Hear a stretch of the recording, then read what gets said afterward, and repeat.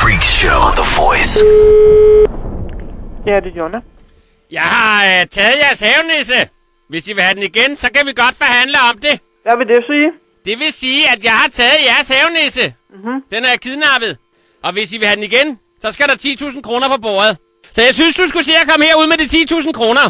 Alright, men jeg har ikke nogen havenis. Så må jeg have fået forkert nummer. Ja, det må du have fået. Undskyld forstyrrelsen. Ja, det går jeg ikke spore om, ven. Hej. Hej. Ja. Er det dig igen? Savner du noget? Nej. Jeg tror, nissefar savner dig. Hvad vil det sige? Det vil sige, at jeg har nissefar her under armen. Og hvis du bare gør, som jeg siger, er der ingen, der kommer til skade. Ved du hvad? Jeg kender ikke noget til nogen nissefar. Jeg tror nok, at vi er interesseret i at beholde alle sine små nissefingre. Ikke også?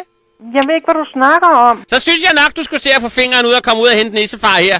Ellers så kan jeg jo ikke svare for, hvad der sker med ham. Ved du hvad? Jeg har ikke noget med nogen nisser at gøre. Du tager ikke fusen på mig. Jeg har hugget en nisse ned fra dig. Jeg har sgu ikke nogen nisser. Jeg klipper en finger af ham. 1 i minuttet. Og så må vi jo se, hvor meget der bliver tilbage af ham. Det kan jo være, at jeg også begynder at komme nissehund ned i syrebad. Ikke? Hallo? Ja. Vi må jo kunne snakke om det. Jeg har ikke nogen havenisser og heller aldrig haft. Hele forhaven er sgu da fyldt med dem. Nej. Der er sgu da både nisselandskab og julekryber. Sgu da ikke, hvor jeg bor. Hele haven er fyldt med havenisser. Dukkelandskaber, julekryber, jeg ved sgu ikke hvad. Gud det dig. Og huset er fyldt med julelys. Men jeg har taget en havenisse. Ham med det lyserøde skørt på.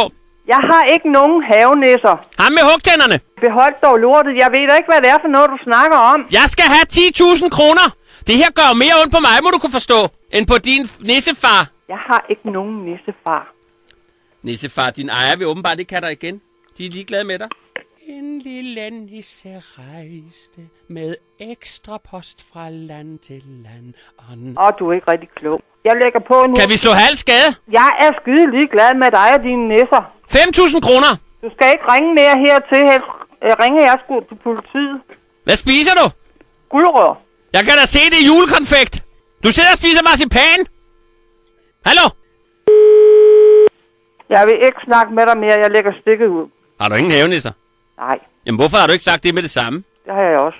Så kunne vi jo lige så godt lade være med at ringe til dig. Hallo? The Freak Show on The Voice.